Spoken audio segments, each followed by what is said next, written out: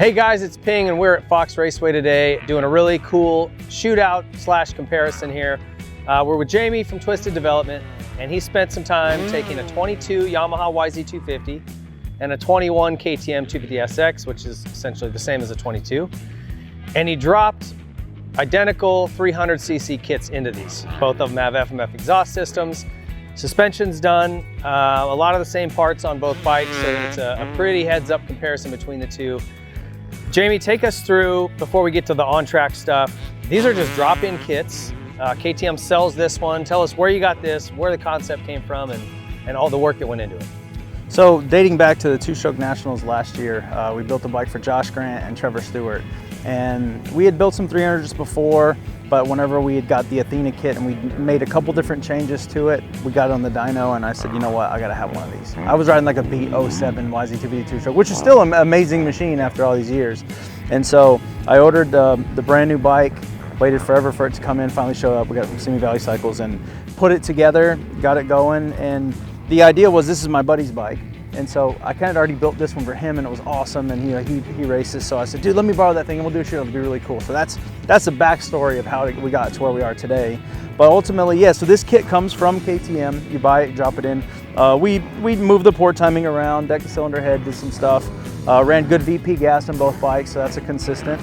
And more or less just kind of wanted to build something that was really cool and fun. Like, big bore two-strokes aren't dead, they're alive and well. So just really cool to have these things together and, you know, come out and ride them a little bit. Yeah, and I'm a big fan of the 150, you know, and I think it's great that KTM is offering that for whether you have a KTM Husky gas.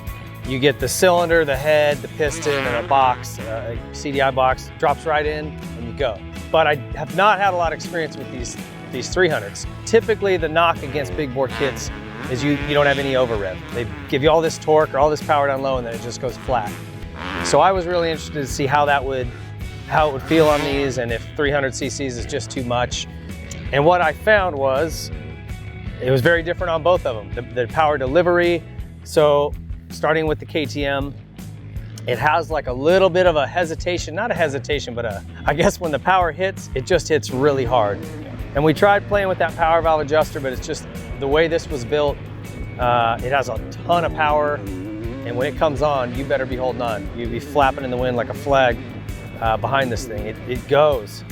But it made it a little tough for me to ride. You know, just, I'd try to roll it on and be smooth coming out of a turn and it would go, yeah, and just take off on me.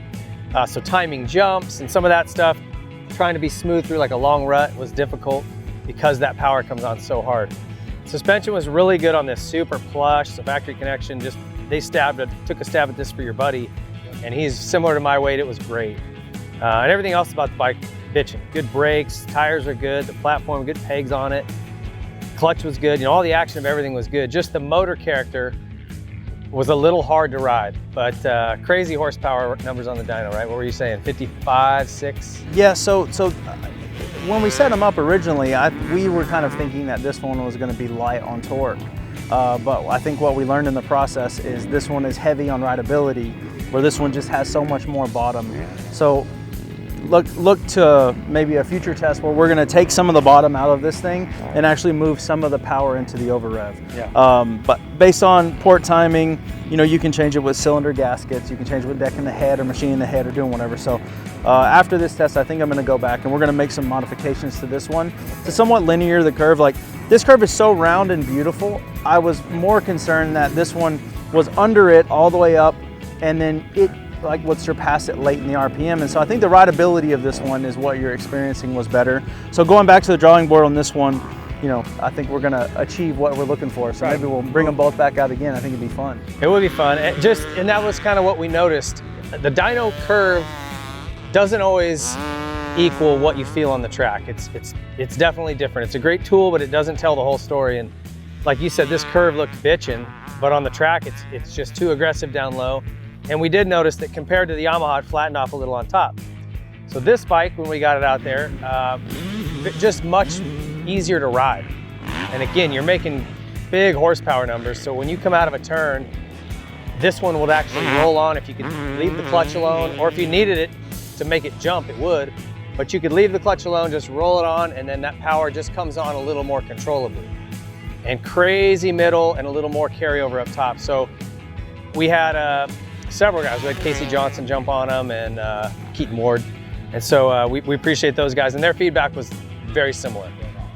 Pretty much everybody was kind of saying the same things. The Yamaha is just, it's a more rideable power plant, the way that the power comes on. So even though this one makes a little more peak and more up to the whole front side, it doesn't help if you can't hang on to it. It's so damn fast. So on the Yamaha, JB from JBI Suspension came out today and worked with us a little bit. Really did a great job.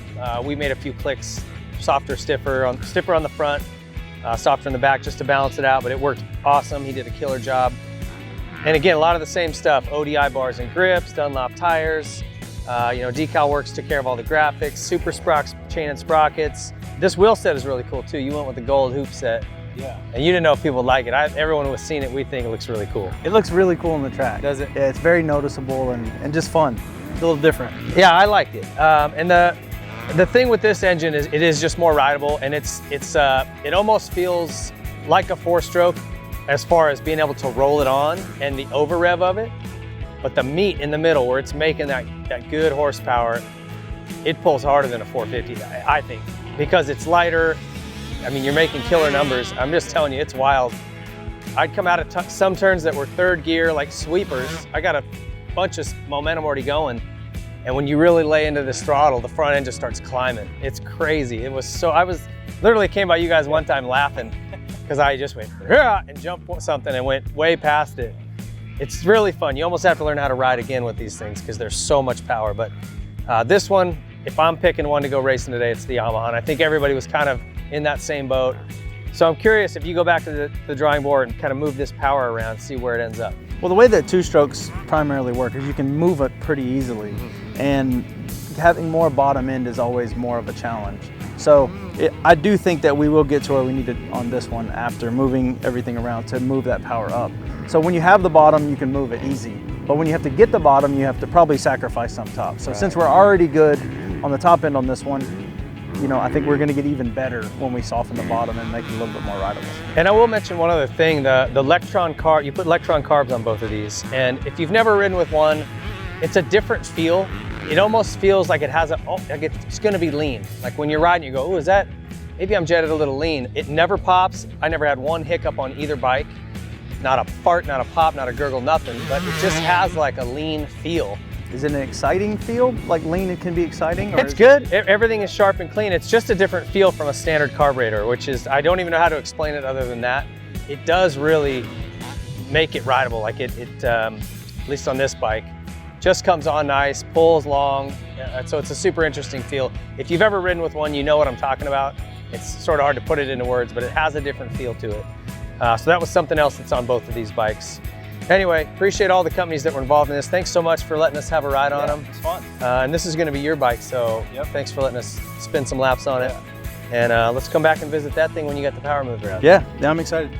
All right, so if you're interested in this, like I said, KTM sells the drop-in kit, but you really need somebody that can get it on a dyno and get it just set up just right.